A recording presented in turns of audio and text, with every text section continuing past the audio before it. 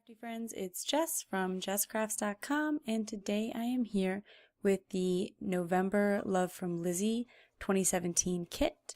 And this card kit is the first time Lizi is featuring 8.5 by 11 cardstock in the traditional American Canadian sizes, which will make two A2 size cards perfectly, and she was looking for some feedback about whether you prefer that. So please feel free to let her know or let me know in the comments below whether you prefer having that 8.5 by 11 size instead of the, I think it's an A6. I don't know what the other one was. It was just a very slightly different measurement, a little bit longer, a little less wide. But since this time it did have the 8.5 by 11 cardstock, I just cut that up into 10 bases. There was 5 pieces of cardstock, and therefore I was able to make my 10 cards perfectly. So I had a video where I showed all of the kit contents, sort of an unboxing video, and you can check that out to find out what is in the kit. Here I am starting with the cut apart cards, and I'm matching them up with some of the shimmer cardstock because I wanted to die cut some elements out of the shimmer cardstock, but I thought it would be nice to take advantage of them as a mat and then die cut out the center. So I'm going to use that gold paper as a mat for one of these cut apart cards, but I also cut 3 of the deer head or the stag out of them, and I also used the white shimmer paper and cut some snowflakes out of them. And the first thing you saw me do was take Elizabeth Craft's wide clear tape. I think I have the like 2.5 inch wide, and I cut that and completely covered, or not completely, almost completely covered the back. So that way when I die cut out the deer heads, it would serve to already be sticky on the back, and it would save me a bit of time and fussing with it when I went to use those die cut elements. I flipped through, as you can see, and kind of held up each cut apart to the different, to the white shimmer or the gold shimmer cardstock, and I decided which 2 elements I liked best. And then I went to the pattern paper and basically did the same thing. Like, now that I picked what cut apart and shimmer cardstock I wanted, I decided to see which of the pieces of pattern paper matched up best with it. I really like the idea that the cut aparts and the just kind of perfect coordination of this kit means that you can make some really quick and easy Christmas cards, because around the holidays sometimes we do tend to go a little quicker with our cards than we might otherwise, because we have to make a lot of them for one day instead of just one special birthday card. So here I'm making 2 cards that are going to be pretty similar because they're both cut aparts with a shimmer piece of cardstock behind them and then some pattern paper. And the pattern paper, like I said, all my cards are A2, so a lot of times this pattern paper is 4 by 5.25 because that's a 1/4 inch shorter. However, I'm going to try to mix it up a little bit. So on this first one, I'm taking advantage of this burlap deer ribbon and using it for a wide element on the page, but you're not going to be able to see the deer. It's mostly just going to look like a burlap ribbon with some kind of print on it, but you won't be able to tell because so much of it's going to be covered. And I personally am fine with that. I just kind of like the idea of having a little bit of texture and interest in the background. I wasn't so much looking to display the deer. And I'm going to cut the ribbon longer than the piece of pattern paper that I'm working on. And I'm also going to remove the wires. So the ribbon was tucked under because there is wire in there, which allows you to shape it and is great for bow making, but I personally think that taking the ribbon out makes it easier to work with when trying to fold it around a card. So I just pulled the ribbon, or so the wire out of the ribbon. It was quite simple to do, just of course be careful you don't kind of poke yourself with that. Then, since there's already adhesive on the back of the gold piece, I just peeled it off and stuck it down. That adhesive allowed me to cut out the deer heads with it, with kind of like making them a sticker, but also made it easier to go in and glue that gold piece down later on. Next up, I wanted to use some of the gems from the kit. I don't often use the gems, and you've heard me say this a billion times, but the reason that I don't use it is often I donate my cards to organizations that serve hospitalized children, and with children's cards, I like to be a little bit more careful. You know, when they get the cards, I don't know, what kind of supervision, what they're thinking about, like, if they would pull off any of these elements and try to swallow them. And they're small, so it probably wouldn't be an issue, but I just prefer to be safe. However, these cards I will be donating to the Caring Hearts card drive, which I will link in the video description, and I linked in my unboxing video as well. And those cards are made for adults, typically adults in nursing homes or, retirement homes who just kind of need a little pick-me-up around the holidays. And so they don't have as many restrictions, and I'm not concerned about them pulling things off and eating them, and, of course. So therefore, I'm taking advantage of that and using the gems from the kit throughout the video, and hoping that it provides some inspiration of different ways to use gems. Like that case, I sort of sprinkled it around on the boughs or the tree branches and boughs. Sorry, not bows. All around like the tree branches that were framing the deer. Next up, I'm going to return to the other version of the card, where basically I'm taking the same cut apart on a piece of shimmer paper exactly like I did with the deer, and I'm switching it up a little bit by using the ribbon in a slightly different way, just going across the card instead and layering 3 ribbons together as a stripe and to add some interest and detail. So rather than one long piece, just kind of a very simple variation on the card, but I want to make sure that I use a little bit of most things in the kit. I don't think I got to everything in the kit, and honestly, that's just because the kit is huge. Like, there's just a lot of elements in it, and you could easily make more than 10 cards. You just have to add some extra cardstock, of course, and I don't know that, like, to include every little thing on 10 cards, it just might be like I'm just forcing things. So I don't make myself use every little thing, but I was trying to use as many things as possible. So we'll explore that throughout the video. But here again, I'm going to pull in the gems. What's nice about the gems is they come in 3 different sizes. So you could explore like which size works better for you. And there's a good amount of each size too. And so I also really enjoyed the wood veneers, I believe is how you call them, the like little wooden shape pieces. And I had pulled one onto the other card, which kind of made me think like, I probably shouldn't use it on this one, because then it's just, I used gems on both cards and wood veneers on both cards. But I wanted to kind of jazz them up a bit, since there was only the cut apart sheet and pattern paper. Like, it was a pretty simple card in some ways, so adding some extra embellishments. What I also enjoyed about this kit is that I think that the papers are pretty gender neutral. There's nothing that's really, really feminine or particularly masculine, but instead just like a really good, like, neutral adult Christmas collection. So I feel like I'll, at the end of this video, I'll have cards that are good for a lot of different people, which I think would be preferable for the card drive. Next up, I'm going to make 2 shaker cards. A couple different reasons for this. One, I really, really liked the snowflake piece of acetate that was included, and the size of it, you could make at least 4 shaker cards. You could probably make more than that, just because it's such a large piece. It's like a full, 8.5 by 11 or so piece of acetate with this snowflake design. So I thought, well, I'd rather use a good chunk of it because it's so nice and a unique element of the kit.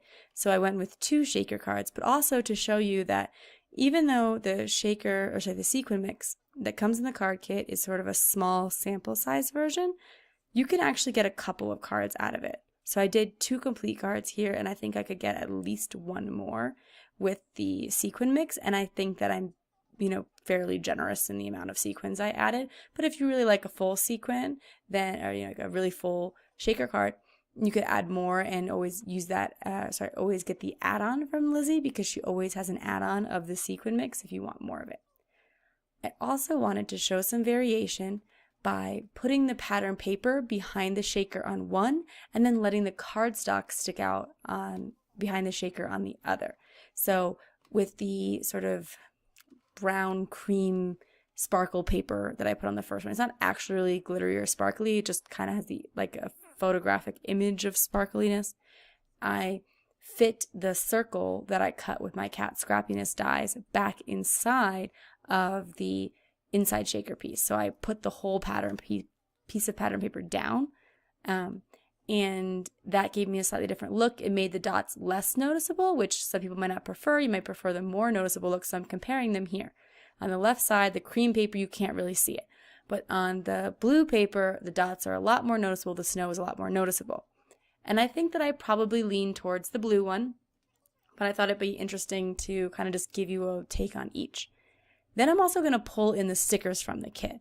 Another great thing about the kit is those stickers, just because they allow you, again, to make quick, simple cards, because you don't have to find and stamp a sentiment, although there are great sentiments included in the stamp set, but you don't have to, make a banner for it, anything like that. It's just like slap on that joy sticker and you're done.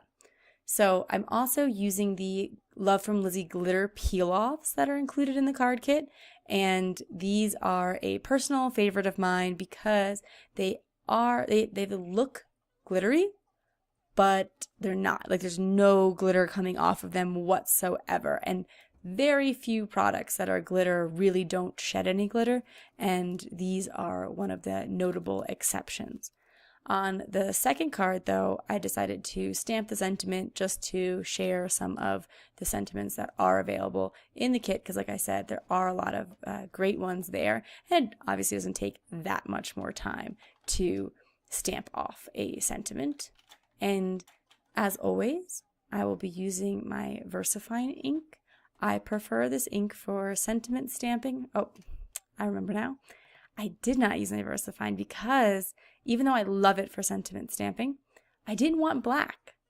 There's no real black in the kit and in the paper collection or any of the coordinating elements. So I thought, well, why not stamp in a colored ink? And my new go-to for colored ink is Distress Oxide inks. Distress inks don't stamp particularly well. Like, I wouldn't ordinarily stamp a sentiment in them. However, Distress Oxide inks have that pigment and they stamp sentiments beautifully, as you can see. So they are a really versatile ink as far as I'm concerned. I kind of wish that, I didn't invest in certain other inks before that, because now they kind of just sit to the wayside and I just use my Distress Oxide inks for so many things. I also decided to add one of the white shimmer snowflakes that I had cut out of the shimmer cardstock at the beginning of the video, and I sprinkled some of the gems around the sentiment as well. And I'm going to use the die cut deer on the second shaker card. So again, a lot of similarities between the cards, and I will be creating some more unique cards, but I think there's something to be said for when you are trying to make a lot of cards, doing some similar stuff. They save you a little bit of time, but they still look pretty unique. Like, if you gave two different people those cards, they would feel like there was some, specialness to them. So I'm going to put a little bit of the sequin mix inside the center of each here. I don't want to fill it so much that it has any trouble shaking around, but I also want to make sure that there's enough that it's interesting. I'm going to put it directly onto the card bases. Here on the dark blue one, I did try to pull off some of the dark blue sequins just because I felt like they wouldn't be super noticeable on that dark blue background. So I would save them for a different card and, pick sequins that were a little bit more noticeable. Then I put foam tape all around my circle. I don't make it in a circle shape. I just put it in a square around it, and then a little extra foam tape to support it. And that's it. I've made a lot of circle shaker cards lately. I don't know if it's just because it's easiest, but I'm going to have to experiment a bit more and try some other shapes or fun ways to do it. And I did the same thing on the other one. I make sure that the foam clearly goes all the way to the edge by originally making it longer and then trimming it up to meet exactly, like laying it down on the paper and then snipping off any extra so that it seals perfectly. And I do have other videos where I go through the process a little bit more slowly, but many people kind of have a process for shaker cards, so I don't go through it every time I do a 10 cards 1 kit video. I also do a double layer of foam tape because it gives them more room to shake around. Now, once I had finished this brown card, I didn't really like that there were none of the other colors. It was really just brown and white. And when I added the shaker mix inside, I obviously then had the blues from the card kit. And there really wasn't any other blue on the card, whereas like in the other one, there was white and brown already pulled into the card, so it had a good mix of colors. So I decided to see what I could add easily, and this little strip of ribbon went on pretty simply because I was able, since it is popped up with foam tape, I was able to tuck that ribbon underneath still, and it went off to the side there without really distracting or taking away from anything. So next up, I wanted to move back towards the pattern paper and try to explore some options with that. I really liked this pine cone paper, but it's also pretty bold, so I wasn't sure how much of it I wanted to cover, but I knew that I would have to have some area to add a sentiment or some sort of other element, because putting anything directly on top of the pine cones would have been hard to see. So I made a simple banner with some of the cardstock from the pattern paper that I'd already cut out. And then I thought about adding one of these stickers to it. The stickers were a little bit larger than the banner, so I offset it, but I liked the idea that the sticker had a banner edge that matched the banner edge that I created with that strip of paper. So I essentially trimmed off one banner so that they're perfectly the same, they're just kind of opposite. And this is when I started playing around with these matchsticks that Lizi included. Lizi tries to include sort of like just different unexpected things in the kit. And so you see these sticks, and when I first got the kit, I really wasn't sure what to make of them either. However, once I started thinking about them, I had the idea of turning them into a Christmas tree. I liked a lot of the natural wood that was going on in the kit, and I thought I could create basically like a stick Christmas tree by starting to stack them smaller and smaller. So I held up one of the matchsticks, and then I cut the next piece just a teeny bit smaller by shifting it over and trimming it with my Tim Holtz tonic scissors. They cut through a lot of things. They can cut through the small wire, like on the ribbon. I wouldn't necessarily cut through like dyes with them, of course, like, nice thick wire like that, or metal. But they do cut through some interesting materials. And so here I was able to cut through the wood sticks with them and just kind of make each one just a tiny bit smaller, tiny bit smaller, tiny bit smaller. And I debated going back and forth. As you can see, I'm just kind of like playing around, thinking about it. Do I want to put a little tree trunk as well? Do I want to color them? I thought about making the tree green so that it was more obvious that it was a tree. But in the end, I decided to leave it bare. However, I did test a bit of green on one of them. So I did color an extra scrap green to see if I liked it. But since there's no green in the kit, I decided that that really didn't work for me. So then I'm going to adhere these down, and I'm going to adhere them down straight. But I do think if you wanted it to look a little bit more fun, you could sort of glue each stick a little bit crooked and create just a different look there. Or you could add another color to the tree. So if you didn't like the bare wood look, I found that my Copic markers did color these really well. I did try to find the flattest edge to glue down. Some of the edges were a little bit more wonky than others because they're just matchsticks. They're not meant for this per se. And I am using multimedia matte from Ranger. I think there's a variety of adhesives that could work. Of course, wet adhesive is easier a glue because you can just squirt it out on and hold it down. I did find that I wanted to press it for a second or two. Obviously, the video is sped up a bit, and so holding it down and making sure that it was in the right place, and then I left it off to the side to dry for a long time before coming back to play with it, because if it wasn't fully dry, I was afraid that they would pop off. And so see, and that one, I picked a side that probably wasn't the flattest side, and so it didn't stick very well. And the nice thing about multimedia matte is since it dries matte, I was able to just pull it off, wipe the glue off, and reuse it. So you kind of got the idea for what I was going to do with that particular one. So I just kept gluing them, and I added the star gem to the top since that was another little element of the kit So to include one more little thing, the star gems. Next up, I wanted to include the one of the cutouts from the large paper. So it had a bunch of gold frames on it, and you could cut out different elements. And I wanted to make sure to include some of those just because they were really fun. They added a lot to the card. And so I'm going to pull out another piece of shimmer paper and pattern paper, glue those on. I just made the piece of shimmer paper slightly larger than the frame. I fussy cut out the frame, not exactly on the line, but instead gave it a white border. Then I was trying to decide what to do next.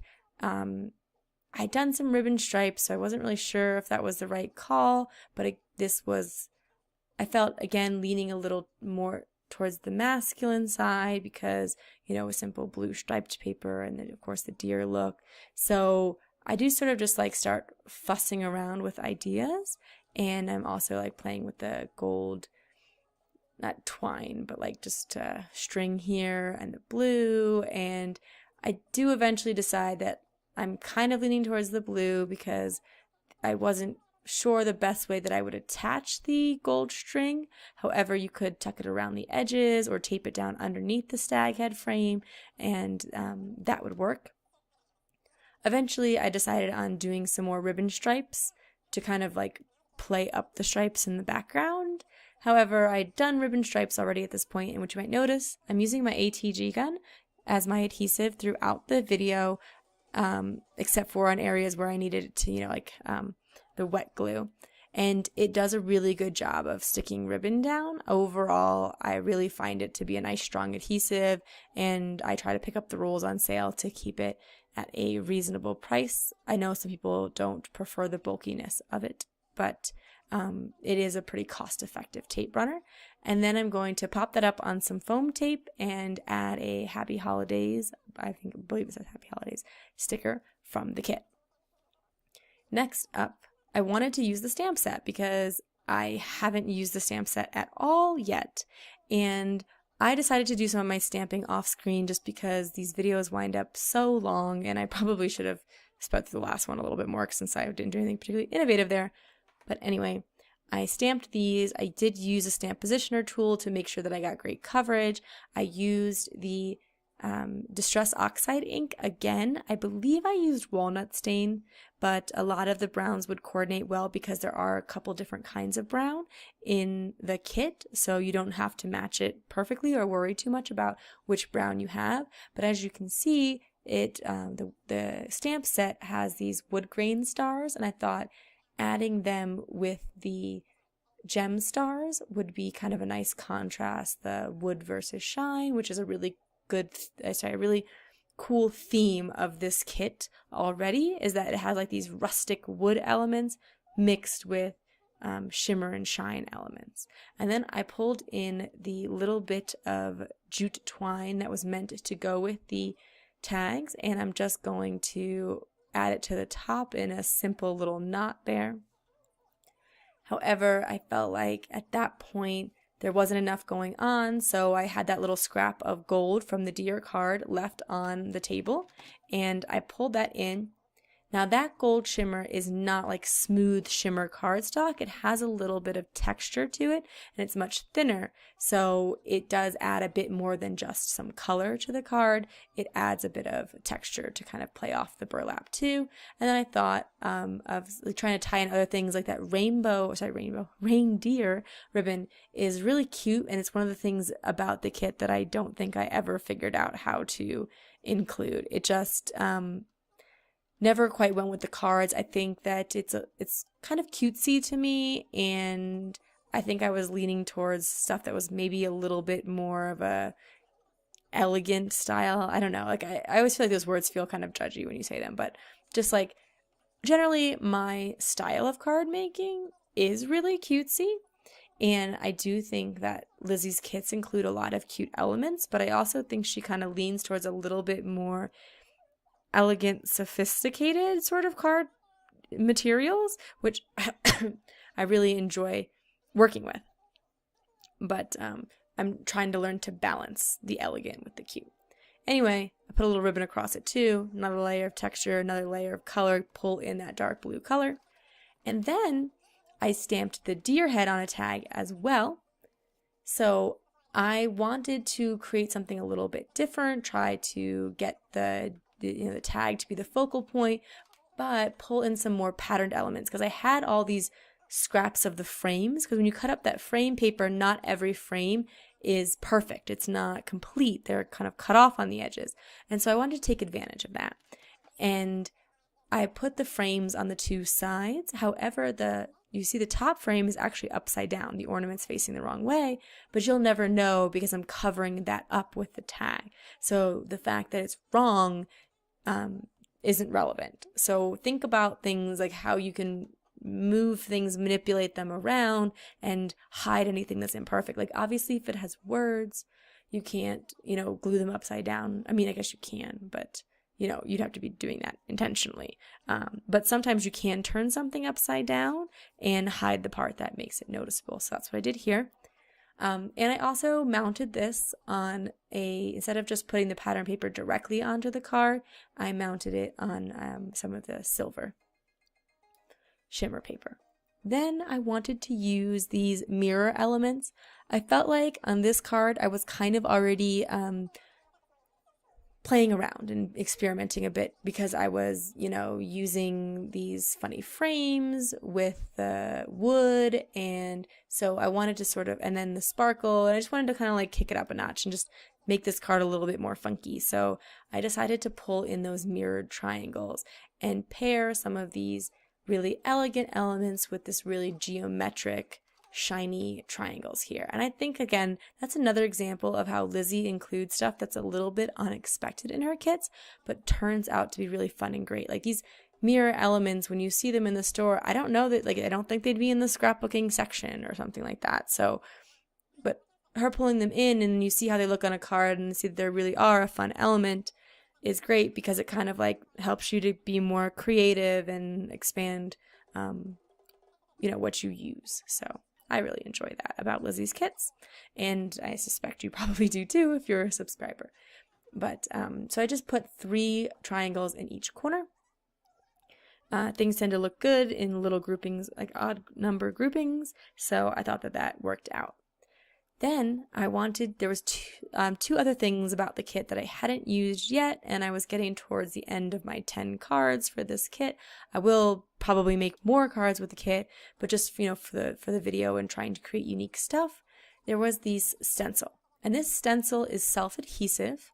It has just a light stickiness to it. However, it will also the adhesive will come right up easily without damaging your paper as long as you're careful and you don't pull it too quickly. And I think that you generally wouldn't want to do that anyway, just because the stencil itself could be a little bit delicate. If I wasn't careful as I was pulling this backing sheet off, it might have torn some of those elements.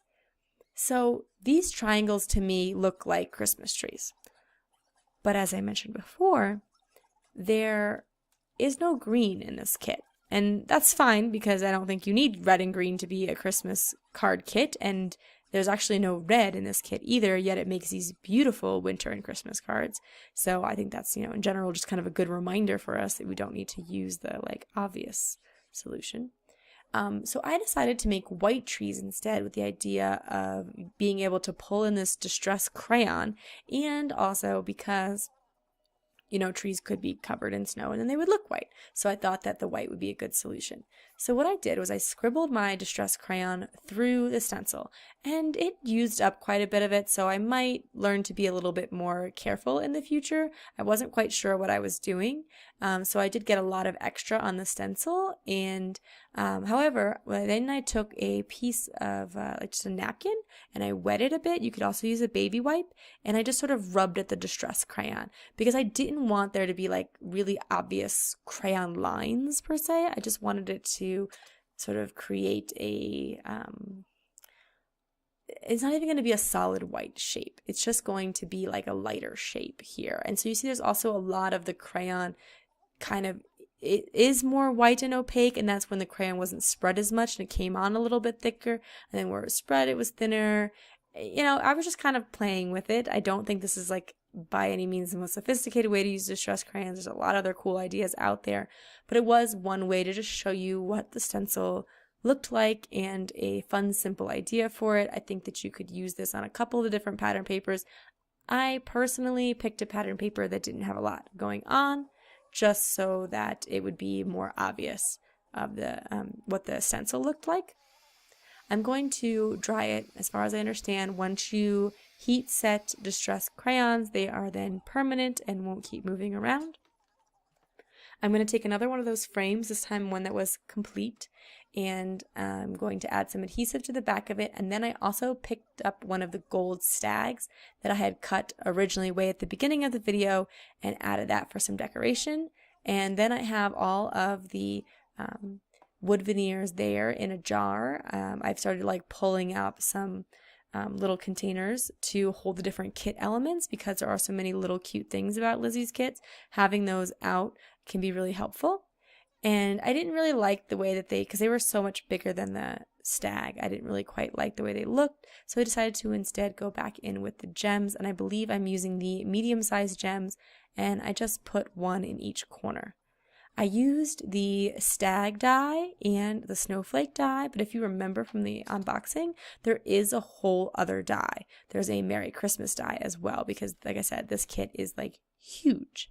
So I'm going to pick a card base from the kit to glue this on, and then I will have one more kit before the video is complete.